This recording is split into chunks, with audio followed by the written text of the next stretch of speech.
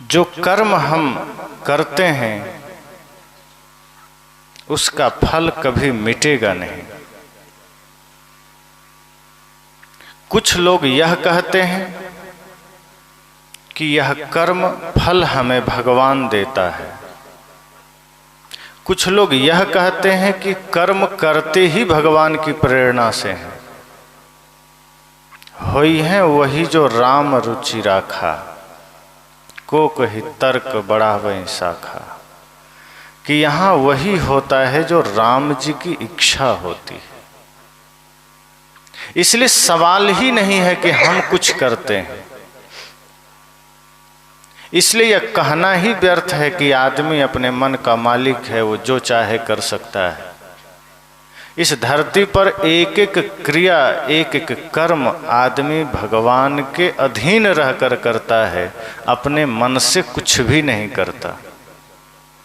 ऐसा कहने वालों को फिर तो यह देखना पड़ेगा कि अगर कोई चोरी करता है तब तो भगवान की इच्छा से ही करता होगा। कोई व्यभिचार करता है फिर तो भगवान की ही इच्छा होगी उसमें। कोई भी प्रकार का पाप करने वाला इंसान, हिंसा करने वाला इंसान, या जो नेता लोग हैं भ्रष्टाचार कर रहे हैं, घूस लेकर के काम कर रहे हैं, ऐसे लोगों को भी भगवान की ही इच्छा से सब कुछ हो रहा है। ऐसे लोग भी सारे कर्म भगवान की मर्जी से कर रहे हैं। तो जो लोग पाप करते हैं, चोरी करने वाले लोग, हिंसा करने वाले लोग, नशा करने वाले लोग, फिर कोर्ट कचहरी में ले जाकर प्रताड़ित क्यों होते हैं? करते तो भगवान की इच्छा से हैं, तो कोर्ट भी भगवान को ही जाना चाहिए, मुकदमा भी भगवान पर ही चलना चाहिए। पर मुकदमा इंसानों पर चलता है। सवाल यह है कि भगवान की इच्छा से अगर सब कुछ होता है तो फिर भगवान इतनी गलत इच्छा कैसे कर सकता है? भगवान की चॉइस इतनी खराब है, उनकी नीयत मन इतना खराब है कि वो कदम कदम पर गलत इच्छा कर रहे हैं। यदा कदा कोई है जो धार्मिक प्रवृत्ति का है, अधिकांश आदमी गलत काम कर रहा है धरती पर, दुनिया में हिंसा में लगा है, तो भगवान की या अल्लाह की या गॉड की चॉइस या चिंतन इतना खराब है कि वो आदमी से गलत ही काम करवाता है। लोगों ने तो यहाँ तक कहा कि हमारा भाग्य भी भगवान लिखते हैं। इस दुनिया का सारा बही खाता ही भगवान लिखते हैं। अब यह भी सोचने की बात है कि अगर पूरी दुनिया का हिसाब किताब, बही खाता या सब आदमी का भाग्य भगवान लिखते हैं, तो इतना बुरा भाग्य क्यों लिखते हैं? इतनी स्वतंत्रता अगर भगवान के पास है कि वो जो चाहे लिख सकते हैं, तो अच्छा भी लिख सकते थे, बुरा ही क्यों लिखते हैं? आप ही को यह भार दे दिया जाए कि इस गांव का पूरा भाग्य आप लिखेंगे, किसी को भी ये अधिकार दे दिया जाए कि आपको ही इस गांव का भविष्य लिखना है, भाग्य लिखना है, तो आप क्या लिखेंगे? क्या आप दुख लिखेंगे किसी को? दरिद्रता लिखेंगे? चोरी लिखेंगे? व्यभिचार लिखेंगे? पाप लिखेंगे? नशा, हिंसा? कुछ नहीं। आप सोचेंगे कि मेरा गांव आदर्श गांव हो, चरित्र में भी, ज्ञान में भी, विज्ञान में भी, सेवा में भी, शिक्षा में भी, संस्कार में भी। एक साधारण आदमी भी यह सोचेगा कि हम इस गांव का भविष्य बढ़िया लिखें। और एक माता पिता को यह भार दे दिया जाए कि आपको अपने बच्चे का भविष्य और भाग्य लिखना है, तो एक बेटा अगर गलत मार्ग पर भी जा रहा है तो माँ यही सोचेगी कि इसके भाग्य में भी सुख ही लिख देते हैं, काहे को दुख लिखें, अपना ही बेटा है। ऐसा तो नहीं करेंगे कि एक बेटा को स्वर्ग लिखोगे और जो थोड़ा गलती किया तो उसको नर्क लिख देंगे। तो माता पिता हैं, आप चाहें तो स्वर्ग लिख सकते हैं, तो भगवान भी तो माता पिता ही हैं। वो जीवों के भाग्य में दुख क्यों लिख रहे हैं? दरिद्रता क्यों लिख रहे हैं? छल कपट हिंसा क्यों लिख रहे हैं? तो एक ने कहा कि भगवान सब कुछ करते हैं, लेकिन मनुष्य को एक चीज की स्वतंत्रता देते हैं, इच्छा की, कि इच्छा आदमी अपने अनुसार पूरी करे। क्यों भाई? ये तो फिर जानबूझ के किसी को गलत करने देना हुआ। मान लीजिए यहाँ पुलिस बैठी है, थाना, और कोई आदमी सामने ही किसी को छेड़ रहा हो और पुलिस ना बचाए, तो यही ना होगा कि पुलिस काम नहीं कर रही है। क्यों मौका देना? किसी को ये अवसर ही क्यों देना को गलती करे तब उसको सजा देंगे? गलती ही ना करने दो। लोग कहते हैं कि इसलिए भगवान ने सभी राक्षसों को मौका दिया पहले पाप करने को। क्यों मौका दिया?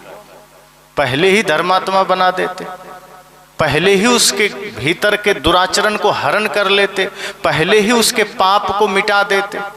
क्यों इतना तामझाम करना? पहले उसको पाप करने दिया जाए, अत्याचार करने दिया जाए, पूरा विश्व ब्रह्मांड को तहस नहस करने दिया जाए। पहले का आप लोग सीरियल भी देखते हैं और शास्त्र भी पढ़ते हैं कि कोई भी राक्षस तपस्या करके ब्रह्मा जी से वरदान पाता था और फिर वो पहले स्वर्ग पर आक्रमण करता था।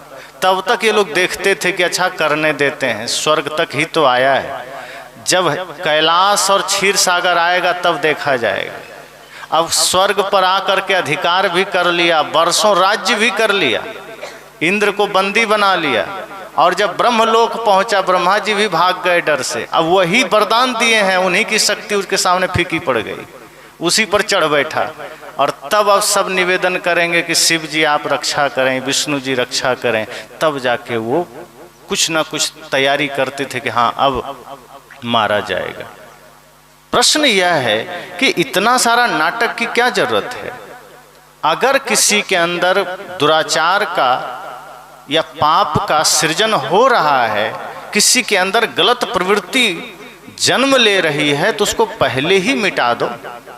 अगर आपके भीतर सामर्थ्य है, ज्ञान है, शक्ति है, तो आप कभी भी किसी को बढ़ने नहीं देंगे। अच्छी शिक्षा जिसके जीवन में है, वो व्यक्ति सदैव चेष्टा करता है कि हमारे मन में कोई भी बुरे ख्याल आए ही नहीं। जिसने ज्ञान की शिक्षा ली है, ध्यान की ली है, वो सोचता है कि हम दूर ही रोक दें सारे ख्याल को, आने ही ना दें। ऐसा नहीं कि आएगा फिर बुरा बनेंगे तब अच्छा करेंगे।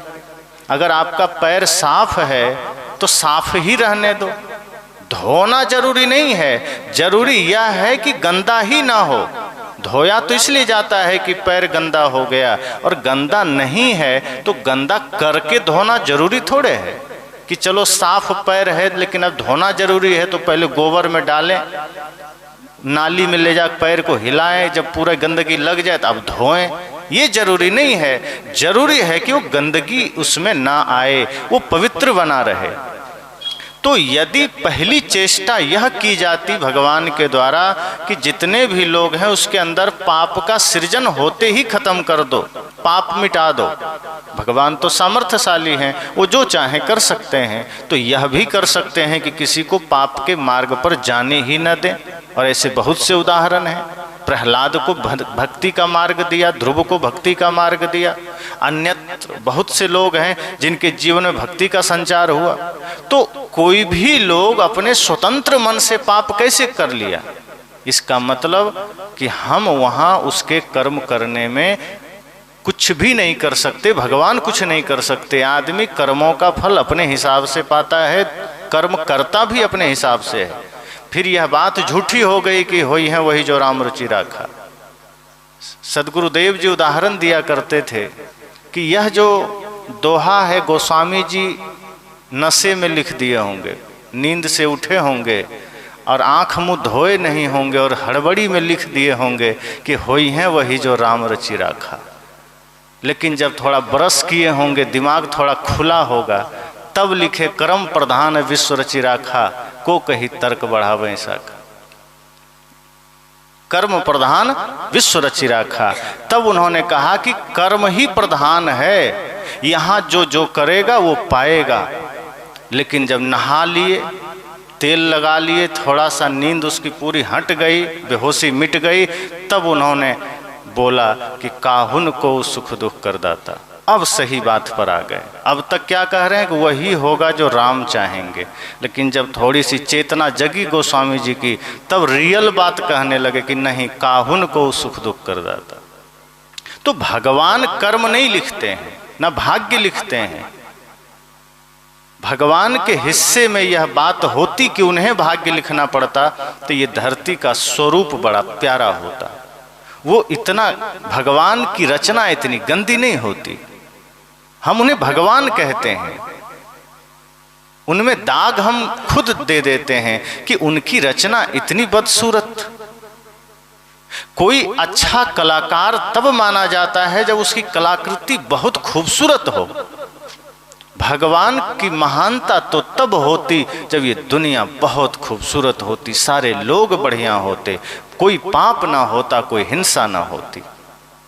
तो यह सोचना कि भगवान की इच्छा से कुछ होता है, तो पहली बात आदमी अपनी इच्छा से करता है, क्योंकि भगवान की इच्छा से होता तो पाप ना होते, धर्म ही धर्म होते। लेकिन आदमी की स्थिति देखिए, वो गलत करने में कभी नहीं कहता भगवान की इच्छा से, सिर्फ अच्छे काम के लिए। मैंने कहा था प्रथम सत्र में कि धर्म का काम करना हो, पुण्य का काम करना हो, तब आदमी कहता है कि भगवान की इच्छा होगी तो होगा। लेकिन गलत करने में जब मन आया तब करता है, कभी नहीं सोचता है। इसी तरह से आदमी का और प्रवृत्ति में जीता है।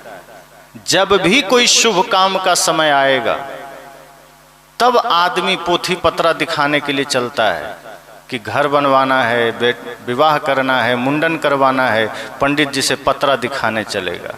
कि शुभ काम, सत्संग के लिए भी कई लोग पत्रा देखने जाता है कि सत्संग रखना है, कब रखें, कौन सा दिन अच्छा होता है। संत कहते हैं मन अच्छा है तो हर दिन मंगल है, और सत्संग तो आपके हर क्षण को मंगल करता है। इसको मंगल घड़ी देखकर क्या करना, कौन सा दिन अशुभ है, कौन सी घड़ी अशुभ है। चोरी करने जाते हो तब तो पंडित जी के पास नहीं जाते, जरा पत्रा में देखिए कौन सा मुहूर्त है चोरी करना है। शराब पीने जाते हो तब तो पत्रा में नहीं देखते हो कि मुहूर्त निकालिए, कौन घड़ी ठीक रहेगा पीने में। माता पिता को दंड देते हो, दुख देते हो, पीड़ा देते हो, तब तो पत्रा नहीं देखते। तो यहाँ पहली बात यह है कि भगवान ने किसी का भाग्य नहीं लिखा, विधाता ने किसी का भाग्य नहीं लिखा। अब सवाल यह होगा तो लिखा किसने? भगवान की ही एक उम्मीद थी कि उन्होंने लिखा होगा, अब उनके मन में आया तो लिख दिया। तो भगवान ने तो नहीं लिखा, बल्कि भगवान के पास ये सामर्थ्य होता सच में तो उनको यही करना चाहिए कि वो पाप होने ही ना देते।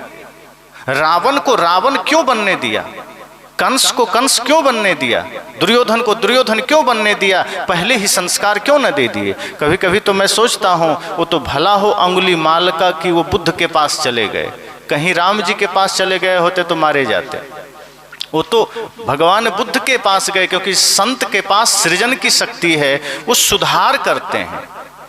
दो परंपराएं हैं हमारे देश में, एक संहारवादी परंपरा है, एक सुधारवादी परंपरा है।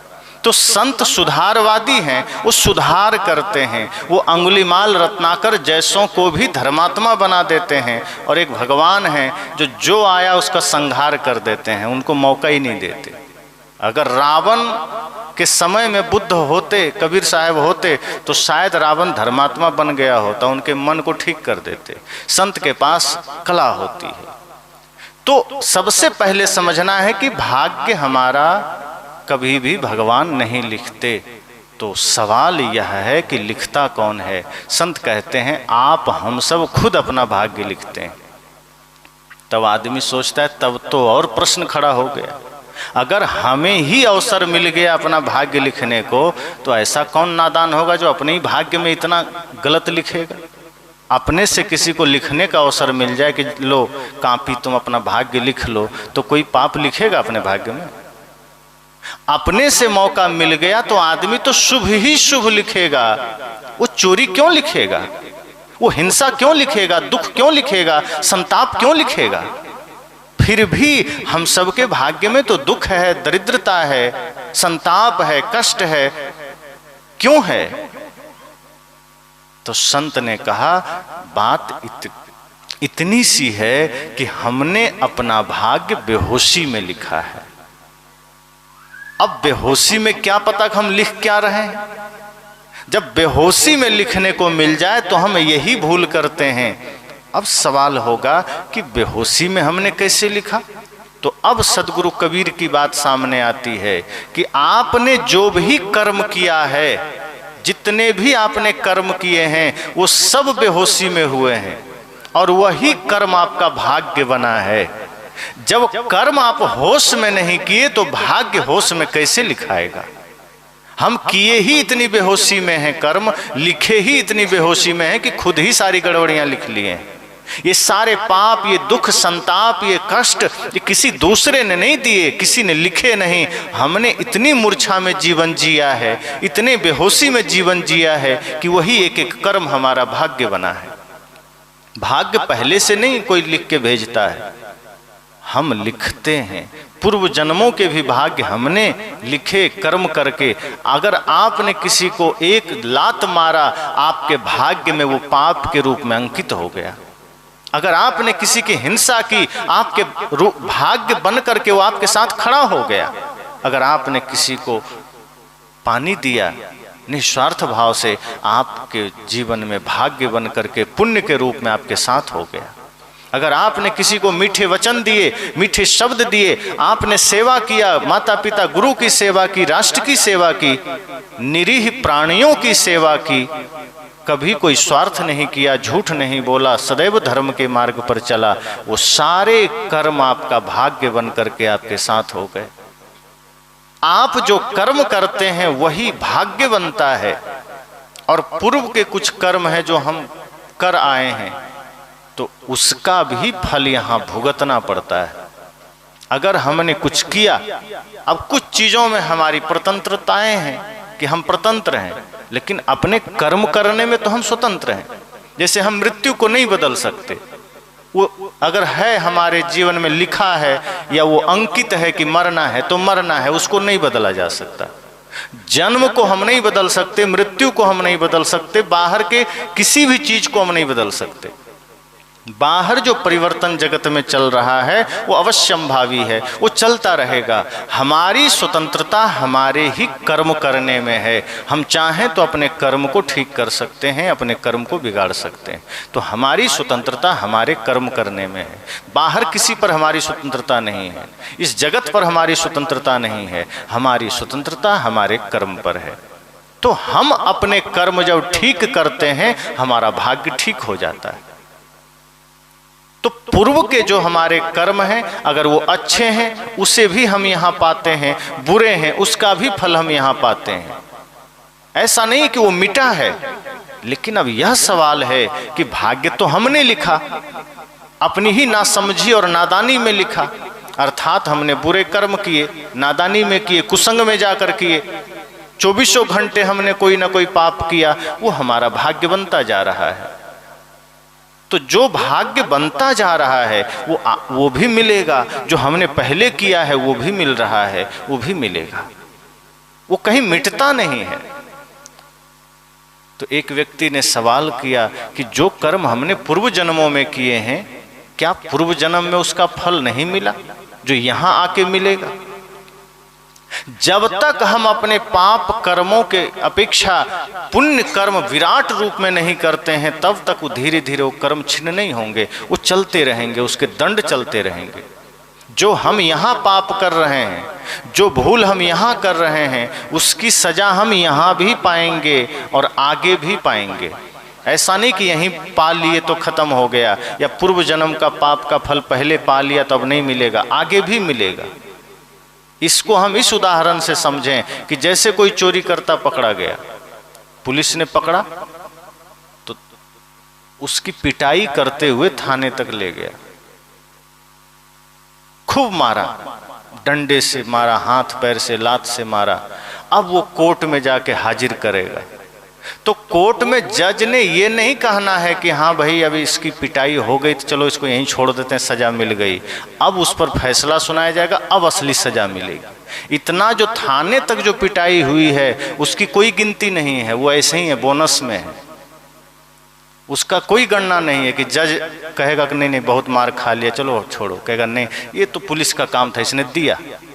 अब जो असली जो तुम्हारा कर्म का निर्धारण होगा, इसके बाद तय होगा कि तुम जेल जाओगे कहाँ जाओगे। इसी तरह से जो भी हम अधर्म करते हैं, पाप कर्म करते हैं, उसकी सजा तो हमें मिलती है, मिलती रहती है। लेकिन जब मृत्यु काल आता है, हमारे कर्मों का निर्धारण होता है, तब असली सजा के हिसाब से हम जन्म पाते हैं। फिर चाहे किसी भी शरीर में जाएं, अगर हल्का पुण्य है तो पुनः मनुष्य शरीर मिलेगा, लेकिन ऐसा जन्म में आएंगे, ऐसा मनुष्य बनकर आएंगे जो दिन रात पीड़ा में, दुख में, दरिद्रता में, हिंसा में, लड़ाई में, घृणा में जिएंगे। वहां भी हम वही पाएंगे और कर्म बिगाड़ेंगे। लेकिन अगर हमने धर्म का साथ लिया, गुरु संतों का संग किया, सज्जनों का संग किया, और हमने जीवन में धीरे धीरे धीरे धीरे सत्कर्म को जागृत किया, तो हमारे जो भी कर्म हैं धीरे धीरे वो क्षीण होंगे, वो मिटेंगे, और हम मुक्ति पा सकते हैं, अपने कर्मों को मिटा सकते हैं। चूंकि यह मनुष्य जीवन कर्म की भूमिका है। अगर मनुष्य जीवन में आकर के हम अपने कर्मों को ना मिटा पाए तो कहाँ मिटाएंगे? क्या कुत्ता जोनी में मिटा पाएंगे? बिल्ली में, छुछुंदर में, सांप में, भेड़ बकरी कहीं नहीं मिटा सकते, क्योंकि साधन धाम मोक्ष कर द्वारा। यह मनुष्य शरीर ही है जहां हम अपने कर्मों से अपने ही कर्मों को मिटा सकते हैं, जहां हम साधना से, भक्ति से यही मुक्ति पा सकते हैं। ये ऐसा ही है जैसे किसी गुफा में लाखों साल से अंधेरा है, कोई प्रकाश नहीं हुआ, लेकिन आप जाकर के एक दिया जला दीजिए, लाखों साल का अंधेरा क्षण भर में खत्म हो जाता है। ऐसे ही हमारे जीवन में लाखों, अरबों, अनंत जन्मों से पाप का सब कुछ क्रम चल रहा है, कर्म संस्कार चल रहे हैं, जन्म की यात्रा चल रही है। लेकिन यदि हमने यहाँ तप, ध्यान, योग के द्वारा अपने मन को निर्मल किया, अपने सारे कर्म संस्कार को दग्ध कर दिया, जला दिया, इसी जन्म में मुक्ति संभव हो जाएगी। और मनुष्य जन्म में ही संभव है, कहीं और संभव नहीं है। इसी मनुष्य जीवन में ये संभव है। तो कर्म अगर हमने सही करते गए और बढ़िया कर्म कर लिए, ज्यादा कर लिए, अच्छाई, हमारा अच्छाई का जो मीटर है वो बढ़ गया, तो धीरे धीरे पाप क्षीण होने लगते हैं, फिर वो खत्म होने लगते हैं। लेकिन अगर हमने अच्छाई थोड़ा थोड़ा किया और पाप ज्यादा किया, तो पुनः हम जाएंगे ऐसी जगह जहां हमें फल भोगना है। क्योंकि बाकी जो 3 खानियां हैं वो भोग भूमिका है।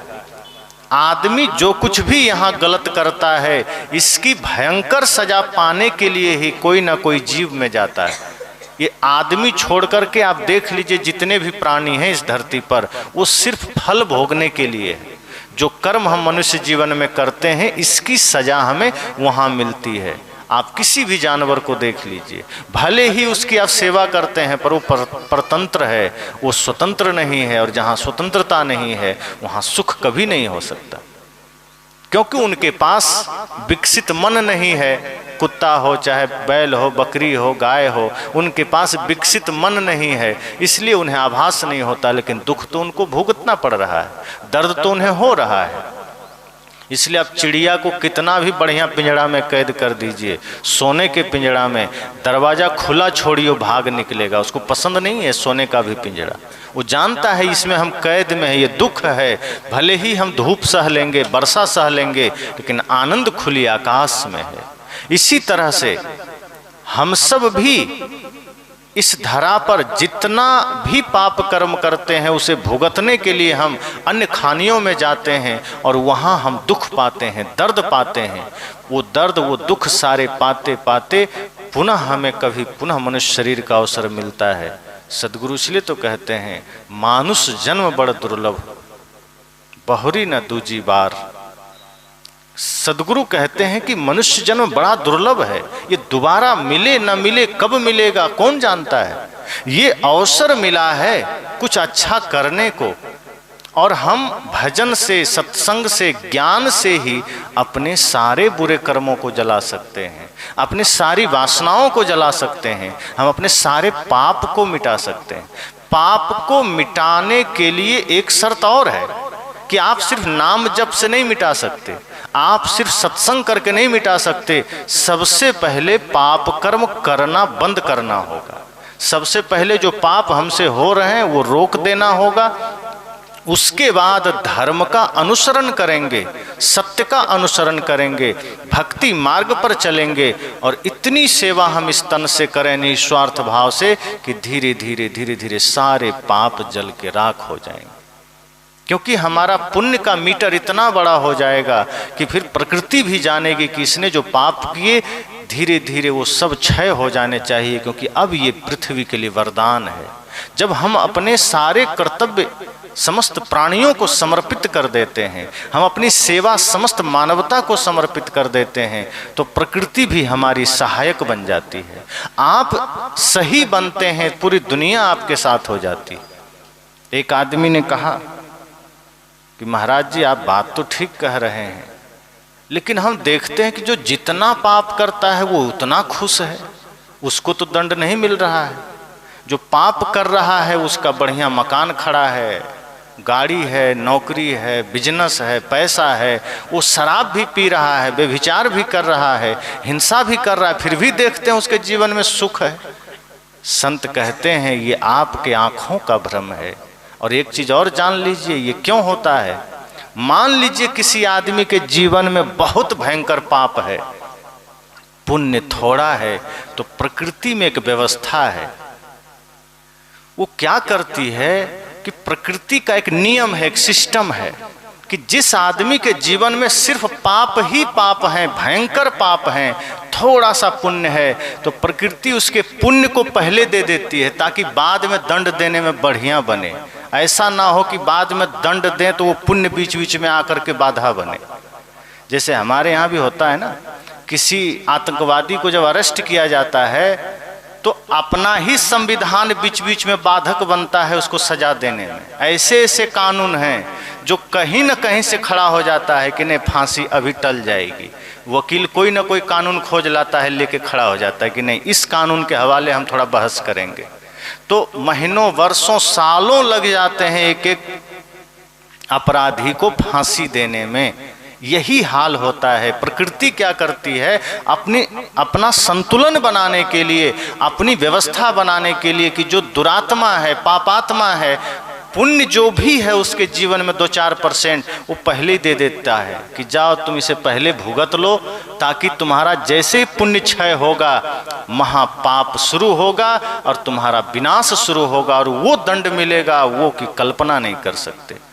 और जो धर्मात्मा है अब उनके जीवन में सीधा उल्टा होता है। जो कुछ छोटे छोटे पाप हैं, छोटे छोटे दोष हैं, तो प्रकृति सोचती है कि आगे इनको परम आनंद मिलना है, स्वर्ग मिलना है। अगर दोष हम छोड़ दिए तो वो दोष इनके आनंद के मार्ग में बाधक बनेंगे। इसलिए अभी ये भक्ति में लगे हैं, सेवा में लगे हैं, धर्म कार्य में लगे हैं। थोड़ा थोड़ा पाप की सजा अभी ही दे दो, अभी ये तैयार है, अभी ये चल रहे हैं। इसलिए थोड़ी कठिनाई भी आ जाएगी, थोड़ा दोष भी आ जाएगा, तो आदमी झेल लेगा, सह लेगा। और ऐसे करते करते जैसे ही अधर्म का वो जो पाप का आपके पास जो कुछ भी मिला है सजा खत्म होती है, वो पाप का खजाना खाली होता है, सिर्फ पुण्य शुरू होता है। इसलिए कहा गया है कि पांव फूलों पे रखने से पहले तुमको कांटों पे चलना पड़ेगा। अगर परम शांति चाहिए, आनंद चाहिए, तो उससे पहले थोड़ी सी तपश्चर्या से गुजरना पड़ेगा, उससे पहले थोड़ा सा आपको कठिनाइयों से गुजरना पड़ेगा। तो जो यह सवाल आता है कि पापियों के महल खड़े हैं, स्वर्ग है उनके जीवन में, शांति है उनके जीवन में, तो ये शांति नहीं है। ये समझना कि भयंकर तूफान से पहले एक छोटी सी शांति आ गई है जो वो देख नहीं पा रहे हैं। संतजन जगाते हैं कि होश में आ जाओ, ये जो तुम खुशियां पा रहे हो, ये जो चारों तरफ आनंद पा रहे हो, ये जो तुम नृत्य पा रहे हो, ये सिर्फ इतना है कि पुण्य क्षय होने वाला है। और थोड़ा सा पुण्य था इसलिए पहले मिल गया है, वरना भयंकर जो पाप का घड़ा नहीं, जो तुम्हारा गोदाम भरा हुआ है, वो धीरे धीरे जब खाली होने लगेगा, जन्मों लगेंगे खाली होने में। लोग कहते हैं पाप का घड़ा भरा है, संत कहते हैं नहीं, आदमी आज गोदाम भर रहा है, और बड़ा बड़ा गोदाम, कई गोदाम भर लिया, वो गोदाम खाली होने में न जाने कितने जन्म लगेंगे। तो इसलिए कर्म फल भुगतना तो हमें ही है, लेकिन कर्म फल कैसे मिलेगा ये हम तय नहीं करेंगे। वो मिलता जाता है, हम आगे बढ़ते जाते हैं, जीवन नरक बनते जाता है और आगे तक मिलता जाएगा। तो कर्म फल मिलेगा, लेकिन यदि हमने सुसंग में, संतों के संग में आकर के, महापुरुषों के वचनों को सुन करके अगर हमने जीवन में बदलाव कर लिया और हमने भक्ति को धारण कर लिया, तो हमारे सारे पाप कर्म वहीं खत्म हो जाएंगे। और ऐसा हुआ, इसलिए अंगुलीमाल बदल गया, वरना कितना पाप किया। अगर कर्म फल नहीं मिटता तो उनके जीवन में शांति आती क्या? क्योंकि मनुष्य जीवन तो भोग की भूमिका नहीं है, ये कर्म की भूमिका है। ये है ही कर्म करने के लिए, जो करिए वो मिल जाएगा। आप चाहें तो भाग्य बदल सकते हैं, आप चाहें तो अपने भाग्य में लिखा हुआ मिटा सकते हैं, आपके हाथ में ये पावर है। यहां कर्म से भाग्य बनता है। भाग्य पहले नहीं है कि किसी ने लिख दिया तो मिटेगा नहीं, लिखा भी है, आप बदल सकते हैं। जैसे मुक्ति तो किसी के भाग्य में नहीं लिखा है कि किसी ने लिख के भेजा तो आदमी तुरंत मुक्त हो जाता। किसी के भाग्य में मुक्ति लिखी ही नहीं है, ये साधना से अर्जन किया जाता है। हाँ, जीव का स्वभाव मुक्ति है, लेकिन भाग्य में लिखा नहीं है, क्योंकि हमने ऐसा कोई कर्म ही नहीं किया कि मुक्ति बन जाए हमारे भाग्य में। हमने तो अधर्म किया है, लेकिन फिर भी हम पुण्य करके, साधना करके, ध्यान करके मुक्ति पा लेते हैं। क्यों? क्योंकि हम अपने भाग्य को बदलते हैं, हम अपने यात्रा को ही बदल देते हैं। जो यात्रा हमारी नरक की ओर जा रही है, जो यात्रा हमारी अधर्म की ओर जा रही है, संतों का संग मिला, जीवन में परिवर्तन आ गया। इसलिए बदलाव तो आएगा ही, संग की आवश्यकता है। जैसे मंथरा ने शुरू में और कैकेयी ने शुरू में अधर्म का साथ दिया, मन पर पाप सवार हुआ, लेकिन सब कुछ हो जाने के बाद धीरे धीरे उनके भीतर भी तो धर्म का संचार हुआ, वो पाप मिटा। और वही कैकेयी जो पहले जिस स्वरूप में थी, राम जब जंगल से आए पुनः उसी स्वरूप में हो गई। बीच में पाप आया, पाप की सजा भी मिली, भयंकर सजा मिली, लेकिन जब धीरे धीरे अपने पापों को मन से मिटाया तो पुनः उसके सारे पाप मिट गए। इसी तरह से हम जितने भी लोगों के जीवन को देखें, अगर हम कोई भी त्रुटि जीवन में करते हैं, सजा मिलती है, लेकिन हम उससे सीखते हैं। गलतियों से ही इंसान सीखता है, ठोकरें खाकर इंसान सीखता है। यहाँ कोई बुद्ध बनकर पैदा थोड़े होता है। यह दुर्भाग्य नहीं है कि हमारे जीवन में बुराई है। इस धरती पर कोई भी सिद्ध बनकर जन्म नहीं लेता, एक साधारण मनुष्य बनकर जन्म लेता है। अपने अच्छे बुरे कर्मों से अपने जीवन में कुछ कुछ लिखते जाता है। अच्छा लिखा तो जीवन सत्संग बन जाता है, बुरा लिखा तो जीवन बदरंग बन जाता है। तो जन्म तो सबका साधारण होता है, लेकिन हम कुसंग में पढ़ करके जीवन खराब कर लेते हैं, बर्बाद कर लेते हैं। और सत्संग का सहारा मिला, ज्ञान का सहारा मिला, संतों का संग मिला, तो जीवन सुंदर बन जाता है। तो अगर हमने कर्म सही किया तो हम अपने भाग्य बदल लेते हैं, अपने कर्म संस्कार बदल लेते हैं और अपने सारे पाप को यहीं जला देते हैं, वासना को जला देते हैं। और ये सारी चीज़ें जला कि इसी जीवन में हम मोक्ष को पा लेते हैं, क्योंकि शरीर मोक्ष की भूमिका है। ये मनुष्य शरीर से ही हम परम सत्य की यात्रा कर सकते हैं। ये शरीर मिला ही इसलिए है, दूसरा कोई काम के लिए नहीं मिला। अगर खेलने खाने और पाप करने के लिए मिला होता या अन्य काम के लिए मिलना हुई होता तो जानवर के शरीर में सब हो रहा है, ये सारे कर्म वहाँ हो रहे हैं। सिर्फ जानवर धर्म नहीं कर सकते, पुण्य नहीं कर सकते, वो फिक्स है उनका जो भी चरित्र है वो फिक्स है। कोई कुसंग से वो बदल नहीं सकता, कोई सुसंग से उसके जीवन में परिवर्तन नहीं आ सकता। वो जैसा है वैसा रहेगा। अब गाय को ही देखिए, मुसलमान लोग भी पालते हैं, उनके घर में पलती है, लेकिन क्या मुसलमान का रंग चढ़ता है गाय पर? नहीं चढ़ता। वो एक भी कर्म मुसलमान का नहीं सीखती है, वो फिक्स है, उसका कर्म बदल नहीं सकता। आप बिल्ली को ही घर में पाल लीजिए, आप उसको सत्संगी नहीं बना सकते। कितना भी रोज आप सत्संग करिए, उसको हलवा पूड़ी दूध खिलाइए, पर अगर कहीं रस्सी छोड़ दीजिए तो चूहा खोजने जाएगी। उसको आपके ज्ञान से कोई लेना देना नहीं, वो फिक्स है, उसका कर्म फिक्स है, उसमें कोई परिवर्तन नहीं हो सकता। कुत्ता में कोई परिवर्तन नहीं हो सकता, सारे जानवर अपनी प्रकृति पर हैं, उसमें कोई परिवर्तन नहीं। ये अवसर सिर्फ मनुष्य को मिला है कि आप गलत भी कर सकते हैं, अच्छा भी कर सकते हैं, पाप करके नरक में भी जा सकते हैं और साधना करके स्वर्ग भी पा सकते हैं, अर्थात मुक्ति भी पा सकते हैं। ये अधिकार सिर्फ मनुष्य शरीर में है। अब तय हमें करना है कि हमें जानवरों की भांति जी करके वैसे ही प्राकृतिक बन जाना है, अर्थात अपने सारे बुरे कर्मों में फिक्स हो जाना है, या फिर धर्म करके, सत्संग करके, पुण्य करके परम सत्य को उपलब्ध होना है। इस मनुष्य शरीर के महत्ता को समझ लेना है। यह मनुष्य शरीर मिला ही भक्ति मार्ग के लिए, मुक्ति मार्ग के लिए है। ये साधन है। आपने सुना है, बड़े भाग्य मानुष तन पावा, सुर दुर्लभ सद ग्रंथ ही गावा। ये दोहा आप सुनिए और इसका अर्थ करिए कि बड़े भाग्य से मानुष तन मिला। तो जो चोरी कर रहे हैं उनके लिए कह सकते हैं कि बड़े भाग्य से मनुष्य तन पाया है।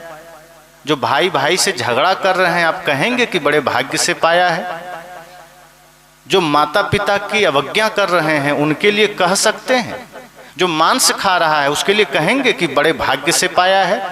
तब तो कहना पड़ेगा कि बड़े दुर्भाग्य से मनुष्य शरीर मिला है कि मनुष्य शरीर पाके भी पाप में जा रहा है। सौभाग्य कब है? मनुष्य शरीर पाना मात्र सौभाग्य नहीं है, ये भूल है। मनुष्य शरीर पा करके सन्मार्ग पर चलना ये सौभाग्य है। और देवता चोर होने के लिए थोड़े तरसते हैं। कहते हैं कि देवता भी मनुष्य शरीर धरने को तरस रहे हैं, तो क्या वो चोर होने के लिए तरस रहे हैं? जुआड़ी होने के लिए कि शराबी होने के लिए? बिल्कुल नहीं। वो मनुष्य के उत्तम प्रकृति को देखकर उन्हें तरस आता होगा कि काश हम भी मनुष्य बनते।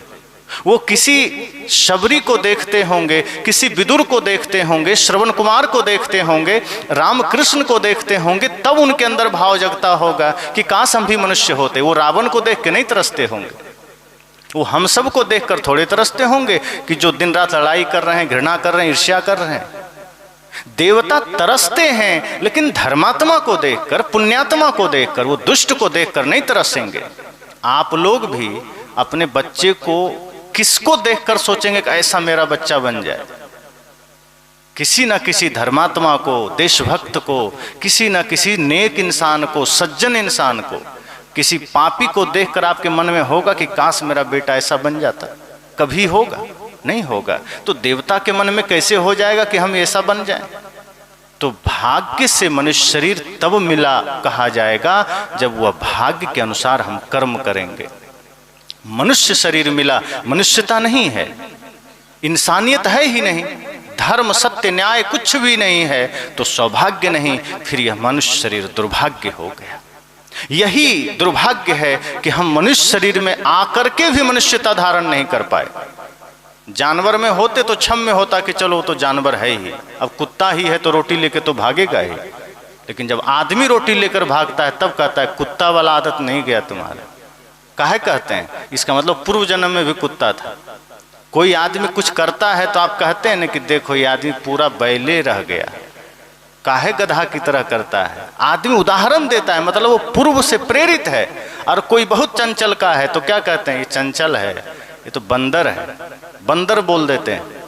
कोई बहुत जहां तहां कुछ उटपटांग खा पी रहा है तो कहता है ये सुअर का स्वभाव नहीं गया। जैसे सुअर जहां तहां गंदगी में मुंह मारता है, वैसे ही कोई आदमी बुराइयों में, गंदगी में, अंट संट खाने में मुंह मारता है। आप ही कह देते हैं कि लगता है सुअर की आदत नहीं गई, सुअरे रह जाएगा।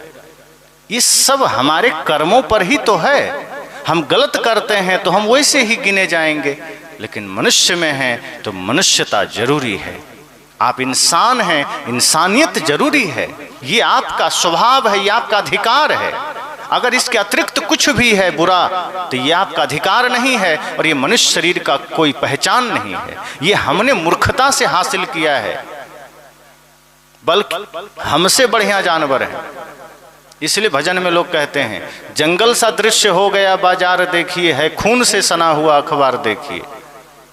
कि जंगल सा दृश्य हो गया। हालांकि जंगल अब बढ़िया है पहले की अपेक्षा, आप जंगल चले जाइए शांति मिलेगी, परमानंद मिलेगा, पर आदमी की बस्ती में चले जाइए तब लगेगा कि हम कहाँ बूचड़ खाने में आ गए। जंगल बढ़िया है पर जंगल से तात्पर्य यहाँ वही है, बूचड़ खाने का। अगर आदमी आदमी बन जाए तो ये बूचड़ खाना भी मंदिर बन सकता है, ये तीर्थधाम बन सकता है। इंसान को देखकर, किसी को देखिए और उसको देखकर हृदय में पवित्रता आ जाए। बल्कि मैं तो ये कहूंगा अपने को ऐसा बनाइए कि कोई आपको देखे तो उसके हृदय में पवित्रता आ जाए। हम कहाँ खोजने जाएंगे कोई अच्छा दिखे, खुद को बनाइए, अपने भीतर एक परिवर्तन लाइए। जैसे हम याद करते हैं कि काश हमारे बच्चे श्रवण कुमार बनते, उस श्रवण कुमार के माता पिता जैसा बन जाइए। आपके बच्चे श्रवण कुमार ही बनेंगे।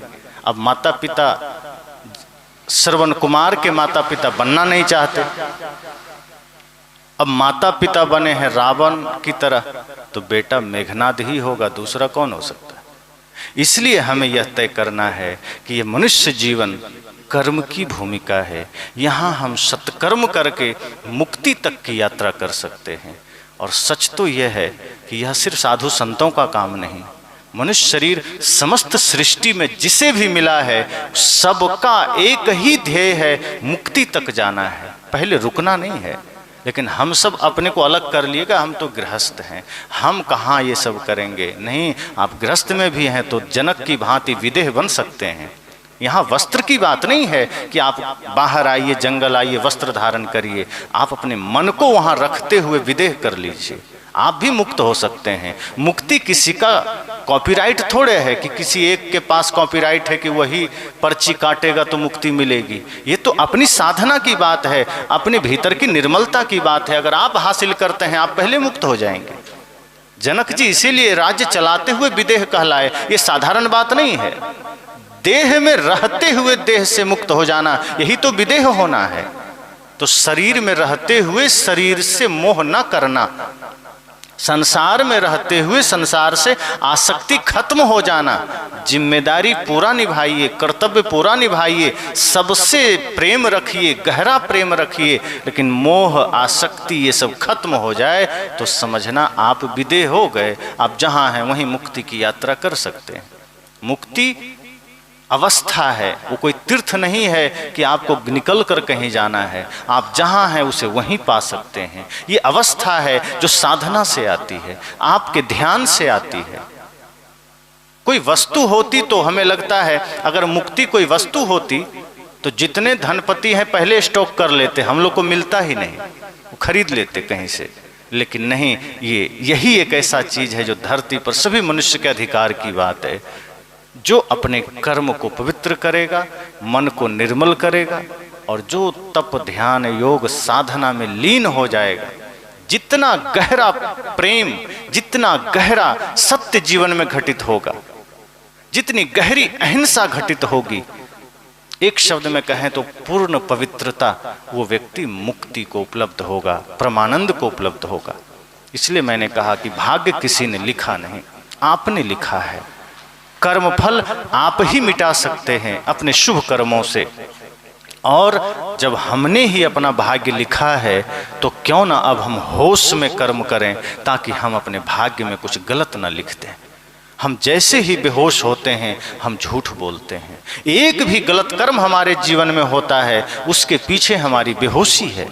नशा करते हैं वहाँ पर बेहोशी ही कारण है। हम झूठ बोलते हैं बेहोशी कारण है। पत्नी से झगड़ा बेहोशी के वजह से, भाई से झगड़ा बेहोशी के वजह से, कोई भी नशा दुर्व्यसन बेहोशी के वजह से। संत कहते हैं इतना होश में आ जाइए कि कोई भी बुरा कर्म आप कर ही ना सकें। बेहोशी मिटेगी, सारे कर्म होश में होंगे, भाग्य खुद बढ़िया लिखा जाएगा। अगर आप बच्चे अगर एग्जाम में अच्छा से सारे प्रश्नों का उत्तर दे दें तो पास तो होंगे ही, अच्छे नंबर से पास होंगे, बल्कि डिस्टिंक्शन से ऊपर नंबर लाएंगे। लेकिन अगर वो चित्रहार में मन लगाए हैं, फिल्मी गीतों में मन लगाए हैं, क्रिकेट में मन लगाए हैं, पढ़े नहीं हैं और लिखने जाएंगे और लिख दिए गलत सलत, तो रिजल्ट बढ़िया आएगा क्या? अगर हमने खुद गलत लिखा है तो रिजल्ट उसी के अनुसार आएगा। हमने जीवन में कर्म गलत किया है तो भाग्य रूपी रिजल्ट हमारा वैसा ही आएगा, कोई बदल नहीं सकता है। और यहाँ हमें सिखाया जाता है कोई बात नहीं, जीवन में कोई पाप हो गया चिंता मत करना, पंडित जी को बुला के श्राद्ध कर देना, पिताजी स्वर्ग चले जाएंगे। और अगर दिक्कत है, ज़्यादा कोई समस्या हुई है तो थोड़ा गया तक पहुँच जाना, पिंडदान कराना, फिर तो कोई नहीं रोक सकता, फिर तो स्वर्ग जाना ही है। साहब कहते हैं ये भ्रम के सिवा कुछ भी नहीं है।